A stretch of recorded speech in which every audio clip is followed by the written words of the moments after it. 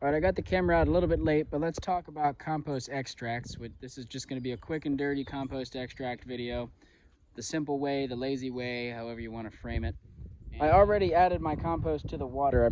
So I wanted to talk about first steps. The first step is finding a good compost to make your extract with. The second step is getting water in and something to mix it in. So I had some vermicompost from a friend, which I can show you in a minute, but I don't have any of my own vermicompost yet. I don't really have any of my own finished thermophilic compost or anything yet. So I'm using this stuff from a friend, a farm that I trust. And I'm calling this the lazy method or the simple method or the 5-gallon bucket method. And basically all you're doing is you're adding about 5 scoops, handfuls of compost to a bucket and then filling it up with water, 5-gallon bucket. And you can kind of roughly, there's nothing magic about 5 scoops. You could do a little bit less, you could do a little bit more. Like I said, this is really the lazy method. If you want to be exact, if you want to do this I don't know if I want to say the right way, but the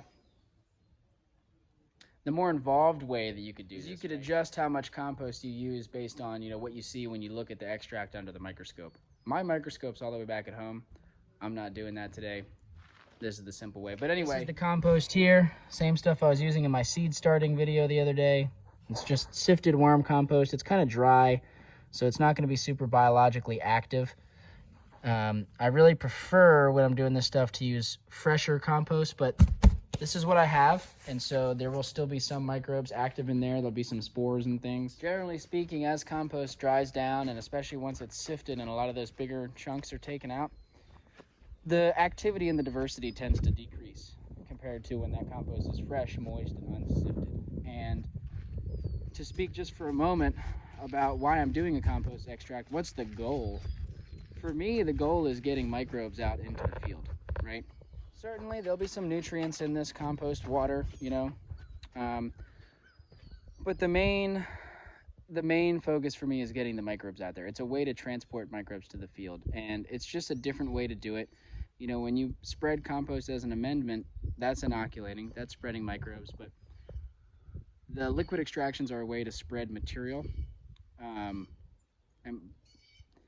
stretch material maybe is a better word to use. I don't have enough vermicompost to coat an entire garden bed, much less the multiple beds that I have and the seed starting flats and the trees that I'm growing. What I can do is I can take a small amount, put it in water, and then spread that around further. And I'm just trying to spread the microbes. The microbes are going to become dislodged from the compost into the water. Not all of them, but some of them. And then that water is going to get put out on the beds where they'll land and hopefully, make a home and grow. So, step 1, find good compost. Step 2, find a container. Step 3, get a clean water source. I'm getting water from my well, which I know is relatively safe. I was drinking from it a lot last summer. It feeds a house, my neighbor's house across the road. It's kind of like a split well. To be honest, I haven't tested it in a little while, so it's probably up, I probably should test it, but I haven't been drinking from it myself recently, but I water plants with it and they seem to do fine. Some well water can have issues, so know your well. At the end of the day, you got to use whatever water you have available. If all you have is the well, or if all you have is city water, whatever, you have to use it. But just know, if well water has issues, if it's really hard, or if it's contaminated with anything, or if you're using city water, that city water has chlorine and chloramine in it. All of these, the issues with water are that those, how do I say this? The issues with water is going to be antimicrobial effects. So like chlorine and chloramine in city water, that's going to kill some microbes. If your well has any sort of issue that would make it non-drinkable, non-potable, for whatever reason, that's going to probably have an effect on microbes, Even just hard water can have an effect on microbes and on plants. So you want the cleanest water possible, but again, at the end of the day, you got to use whatever you got. It's not always going to be ideal. You'll know what's appropriate in your situation. So you're taking your compost, you're putting it in your container. I'm literally just mixing it up with a stick here, which again, this is the laziest method, the simplest method. Typically what I would do is I would use a filter bag. This is 400 micron mesh screen. And I would put the compost in this bag and take the bag and sit it in here and massage it gently. You don't want to beat the snot out of this stuff. You want to be kind of gentle and just push the water through the bag. It's easier on the microbes that way. So that's what I would typically do. But again, today I'm being lazy or simple, however you want to frame that. And I'm just mixing it with a stick. And the reason I'm talking about this filter bag though is because if you're using a watering can to water, this will get clogged up real quick if you don't filter it through this 400 micron filter. So today I'm just going to pour it through the funnel into the can. But if you put the compost directly in here and then into the bucket, you won't have to do the, that does the filtering. You won't have to filter it into the can. You can just pour it directly in. Does that make sense what I'm saying? You got to filter it at some step in the process, otherwise you'll clog your stuff up. And that's really the only point of this bag. Yeah, I guess the other thing is, like I said, it does make it gentler on the microbes to just kind of massage the bag as compared to just like, beating them up with this stick. Might not be doing as good of a job. Anyway, we're mixing this up and we're gonna go water some stuff in. That's the quick and dirty on compost extract. If you really want to do a superb job at it, you should probably get a microscope and get some experience, get some training on how to identify microbes in there so that you could make the extract, right? Look at it, say, is this what I want it to look like? Yes, no. If yes, spray it. If not, add more compost or whatever. And if you're not super familiar, this is as opposed to a compost tea. This is not a compost tea. A compost tea, you have to be aerating it or quote unquote brewing it for a long period of time and adding in foods.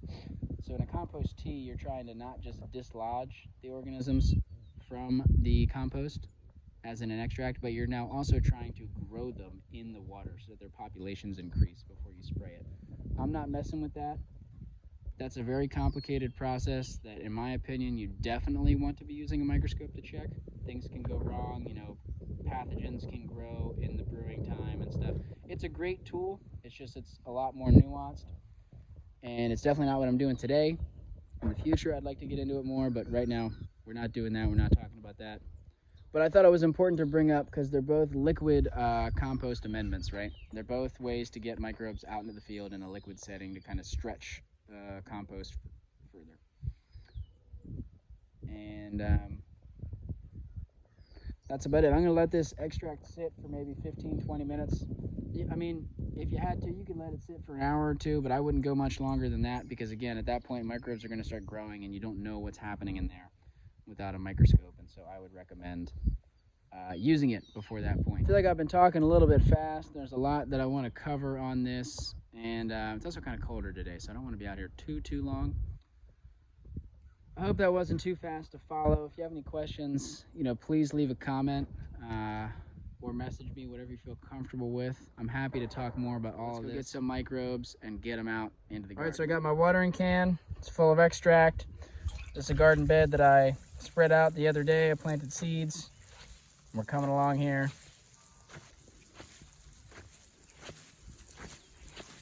This is all we're doing. It's really, really important that you clean your stuff right away, all of your equipment. You want to, before any of this stuff hardens and becomes caked on, you want to clean it all off. This will prevent pathogens, right? Pathogens can build up in these grime layers on things if you let it harden. So you want to avoid that. Get it cleaned up. This is the compost, right, that was in the bucket that didn't get this is what didn't get extracted into the liquid. This is what's left. I'm gonna put this back. Well, you could do a lot of things with this. You could spread it in the garden. You could spread it into an active compost pile. You could put it back in your worm bin, buried in some wood chips. There's all sorts of things you could do with this. I don't know what I'm gonna do with this specific one yet.